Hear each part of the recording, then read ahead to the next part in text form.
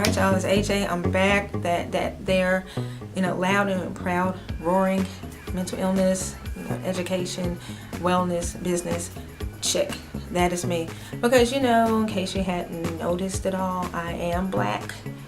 And we don't like to discuss anything. For something that has 2 months on the calendar, nationally recognized, and that would be May and July, we still don't want to talk about things. And it's not that, this is a black problem, and but we're disproportionately affected by this thing for a whole sorts of reasons. So if you're new to the channel, that's just what I do. And you'll find a variety on here between education, news, comedy, if you will, coping with total wellness, and not just one area. So as I said, I was going to start the A through Z explanation. So today is anxiety disorder.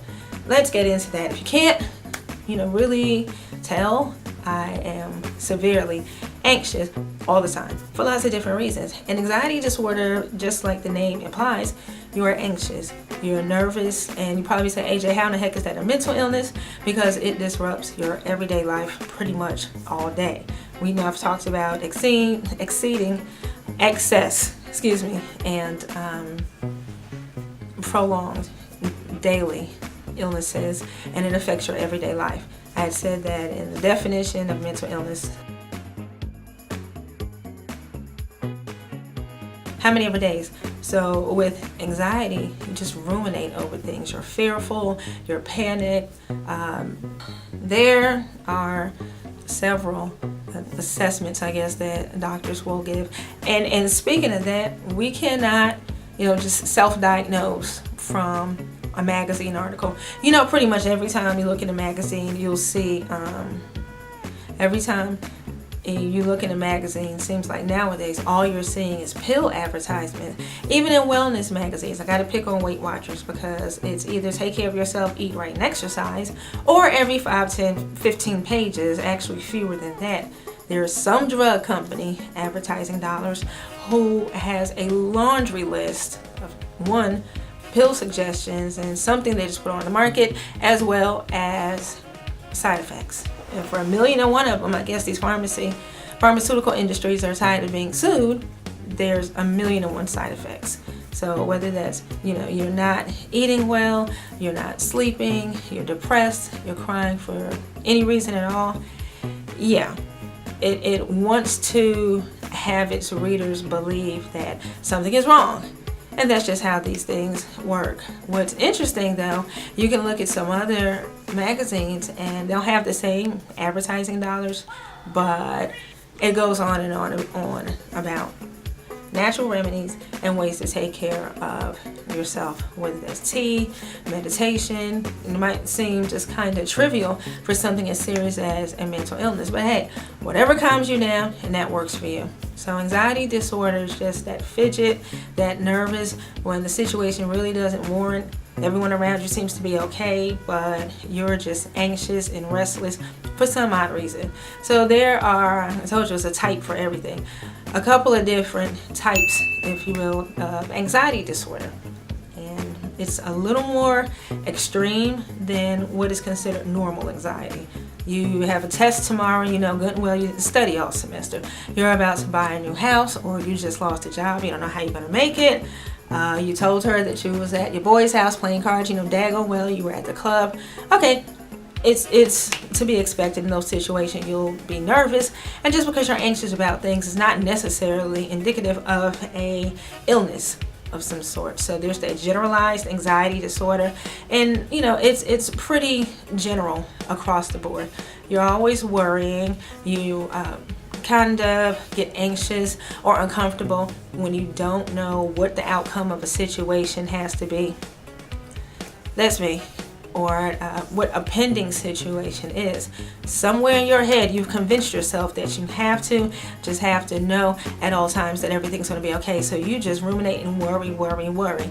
That's kind of how generalized anxiety disorder works. Then of course you have social anxiety disorder, where it is, I won't say impossible, but it's very, very nerve-wracking to be in crowds.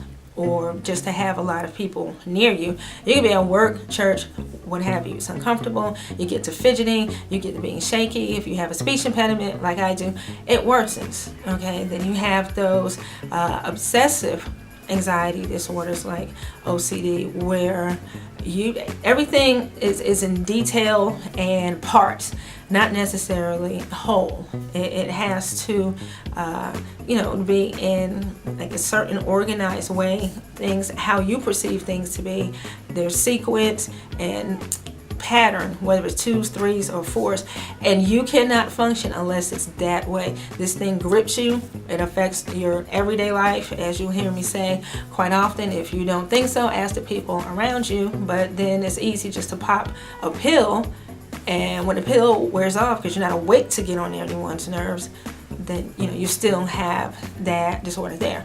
PTSD, another one. Let me say this about post-traumatic stress disorder. It doesn't matter what the trauma is.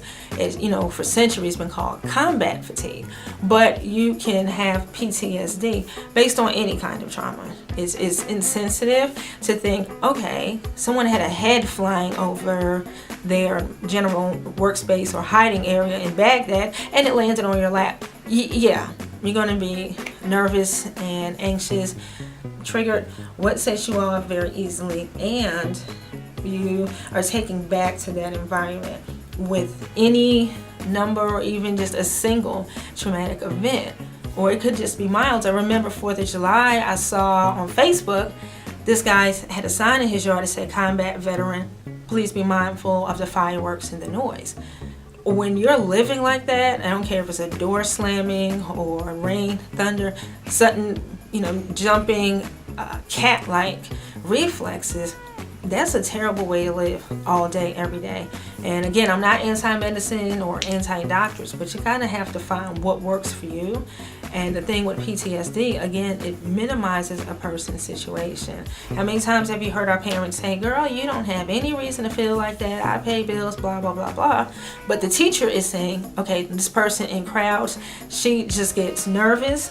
She would rather go and hide. It's the extreme of things. It's almost like telling a rape victim, you were just felt up. It's not like you were penetrated or something. It doesn't matter. Trauma is trauma. So when you get panicky at certain sounds, certain smells, just being in an environment, when that trauma originally occurred, or if it reminds you of that, yeah, you're going to get anxious and you're going to get nervous. But the thing is, you may have panic attacks where it affects your breathing, your chest hurts, you're so panic stricken and just frozen with fear because you don't know what's going to happen next. That's when you know it's really, really bad anxiety. And God knows I have it, mixed it with ADHD. That right there it's a detonative mix. It just is. And ADHD, like I've said before, doesn't have anything to do with mental illness as far as what the diagnosis is. That's something entirely different, but it doesn't help the situation. So I just wanted to go over a couple of types. Again, you have the nervousness, the whole PTSD part of it. You can be obsessive, the social anxiety disorder, or generalized. You can probably say, okay, AJ, what in the world? How does this come about? There's always this chemical imbalance lie. And when I get to C, we'll go over a couple of things. But I wanted to get anxiety out of the way because it plays right into your moods and all of those external stimuli. What, besides what's going on in your head, tangibly, what can set a person off? So it's a good segue into bipolar disorder and borderline. I can't wait to make a vid about those. And it could be a family history. I was always nervous as a kid anyway. I didn't know it was some type of disorder until I realized as an adult what I responded to things. So you need assessment. You need for an actual doctor, whether that's the psych doctor, something that a nurse recognizes to be able to determine and diagnose you appropriately. Do you ever get restless for no reason? Are you moody when the situation isn't called for? Do you have trouble sleeping? Do you get startled easily? And so, like idiots, we're all sitting there typing, or answering yes, and pharmaceutical industry, once again, has turned the free world into hypochondriacs. So, what in the world do we do? Remember how I said this thing isn't just blanket or labels, not just sitting on a couch somewhere. There are different therapies that can help anxiety disorder, and whether that's just talking to someone in an office or what they call meditative therapy. Again, what works for one may not work for another. That's to help you calm down, breathe, focus. Something else that doctors recommend is to spend your time in some activity that requires your 100% attention, and that really is in detail. Maybe not a simple puzzle, but say those word finds and brain teasers. Okay, that's an example. Or prayer. Anybody talk to the good Lord like I tend to do? Not just because no one wants to be around me when I'm this anxious. I'm telling you, with the pills, you're just not awake to get on anyone's nerves. That's why they work. However, they can be very addictive. Then, there's the art therapy and music therapy. I love it. That brings me down off a 10. Now, granted, you may not have access to that when you're in public. Heck, it definitely, really bothersome or dangerous environments, say like prison or homelessness. You're sleeping in a box. There's no protection. You kind of have to learn that, hey, if there are no doctors or nurses or no pills to be had, no insurance, how do I take care of myself? Then you probably ask, all right, so this whole self-care business is not the doctor's responsibility, it is mine. Yeah, okay, and then they have this situational therapy. Now, no one's going to throw you back into some war-ridden country or take you back to, I don't know, the hospital that you went to after some horrific accident. But let's just say for social anxiety disorder, you have this issue with crowds, then the therapist will either recommend, maybe you and some friends or just you, to focus on or address what it is that sets you off, maybe for 10 minutes. And I've been told that I love to stay in the house, and believe it or not. So maybe, I don't know, 15 minutes the next day until you get adjusted to being in crowds. And I mentioned equine therapy because animal therapy is huge. Remember that girl who was locked up by that crazy freak couple, J.C. Lee Dugard? If you watch enough of her in these interviews, she, for the money that California paid out, rides horses a lot. And that's the therapy session she and her therapist will spend time in, trying to undo all of that. It doesn't happen overnight. And a lot of adults, whether it's because of extreme trauma or not, especially if there's a family history, who get diagnosed later, you figure out all those symptoms were there ever since you were a kid.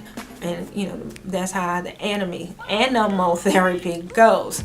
And when she is uncomfortable, the therapist stops. So it's a couple of things that you can do. And of course, there's medication. I take this cute little pill called Klonopin.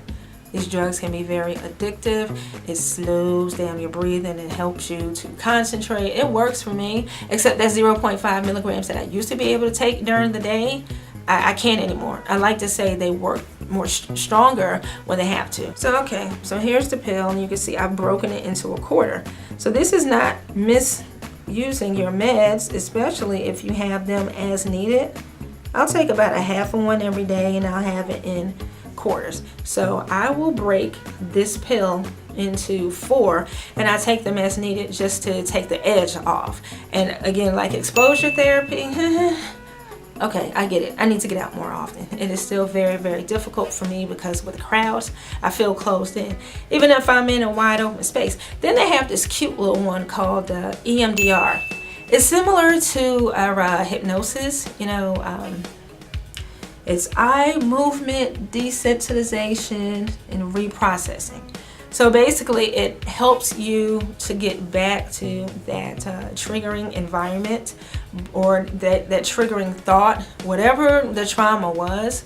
And then the idea is that you can blink. I know it sounds ridiculous, but the short version is that you can blink through that. Your blood pressure or your breathing will increase, and the heart rate, the sweating, whatever in what way that you react to recalling bad things that happened to you in the past, flashbacks, the purpose of EMDR is to go there and get through it, whether it's rapid eye movement or not, in an environment that could help you. If you go off the deep, or if you were to, snap, if you will, or you're so panic stricken, the tears come. The trick is to be able to do some of these therapies on your own, say in a public place or whatever just makes you go there. So that's the whole deal with EMDR and with meds. Like I said, you have to find out what works for you. Let's say that issue like Tina Turner had. What's love got to do?